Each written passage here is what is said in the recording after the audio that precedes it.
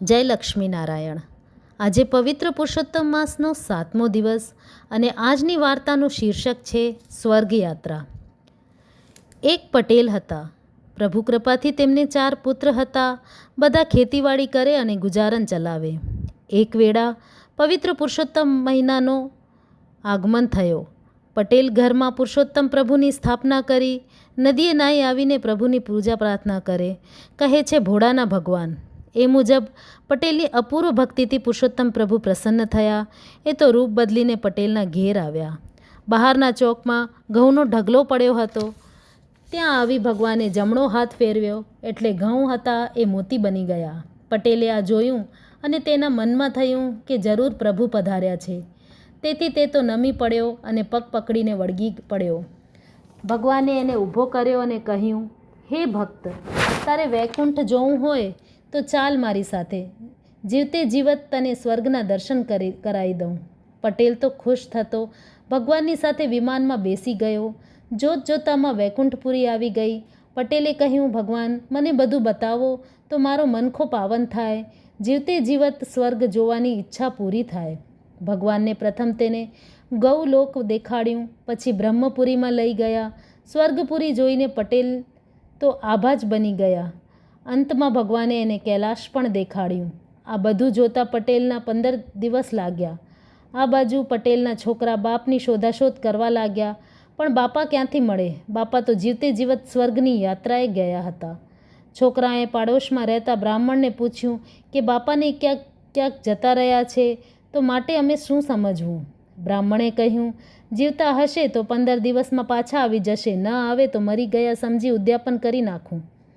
છોકરાએ બ્રાહ્મણોના કહેવા મુજબ 15 દિવસ રાહ જોઈ અને 16મા દિવસે ઉદ્યાપનની તૈયારી કરવા લાગ્યા.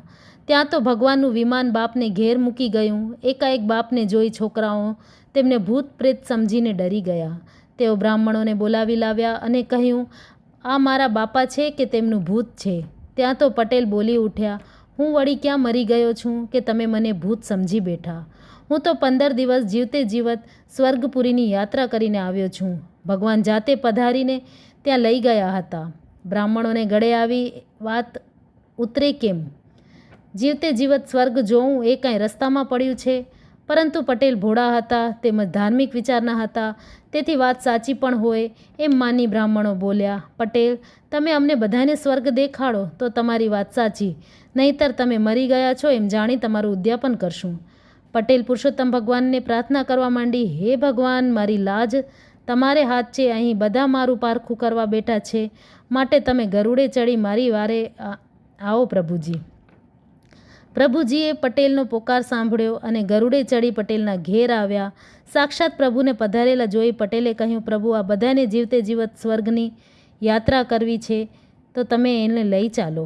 ભગવાન હસીને બોલ્યા, જેની કરણી સારી હશે તેની સ્વર્ગની યાત્રા થશે. આમ કહી ભગવાને ગરુડને જમીનમાંથી થોડોક અધ્ધર રોકી રાખી પટેલને કહ્યું, ભક્ત, તમે ગરુડના પગ પકડી રાખો અને તમારા પગ બીજો પકડે એમ જેમ જેમ ગરુડ અધ્ધર થતું જાય તેમ તેમ એકમેકના પગ પકડીને લટકતા જજો. આવી રીતે ઉડીને બધા સ્વર્ગમાં આવી જશો.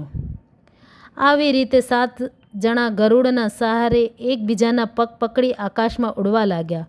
ગરુડ સરર કરતું સ્વર્ગના રસ્તે જઈ રહ્યું હતું. એવામાં છેક નીચે લટકી રહ્યા હતા 2 બ્રાહ્મણો સૌથી ઉપર લટકી રહ્યા હતા. પટેલે પૂછ્યું, પટેલ, સ્વર્ગમાં લાડવા મળશે કે નહીં? પટેલે કહ્યું, લાડવા તો ઘણાય મળશે. બ્રાહ્મણો કહે, કેટલા લાડવા મળશે? જરા બતાવો તો ખરા. પટેલે હરખમાં ગરુડના પગ પકડેલા તે બંને હાથ છોડી લાંબા કરીને બતાવ્યા, આટલા બધા મળશે. પણ પટેલે જેવા હાથ લાંબા કર્યા તે ધડક ધૂમ કરતા પટેલ સાથે બધાય નીચે પટકાયા અને પડતાની સાથે જ મરી ગયા. પુણ્યના પ્રતાપે પટેલ એક જ જીવતા રહ્યા હતા. બધાને મરેલા જોઈ પટેલને આક્રંદ થવા માંડ્યું. હે પ્રભુ, આ તો મારા હાથે બ્રહ્મહત્યા થઈ કહેવાય, માટે તેઓને જીવતા કરો, નહીંતર મારા માથે બ્રહ્મહત્યાનો પાપ લાગશે. પ્રભુએ ફરીવાર પટેલની વિનંતી સ્વીકારી. તેમને બધાને સજીવન કરી તેમના ઠેકાણે પહોંચાડી દીધા. પટેલની અપૂર્વ ભક્તિના પ્રતાપે તેને વૈકુંઠ જોવા મળ્યું અને તેના દીકરા તથા બ્રાહ્મણોને સાક્ષાત્કારનો લાભ મળ્યો. પુરુષોત્તમ વ્રત પ્રીતે કરે તો હરદમ રહે ઉલ્લાસ, પાપ સકળ બળી જાય ને વૈકુંઠ થાય વાસ. પુરુષોત્તમ પ્રભુનો મહિમા અપાર છે. તેમની વ્રત અને ભક્તિ કરે તો વૈકુંઠમાં વાસ થાય છે. બોલો પુરુષોત્તમ ભગવાન કી જય.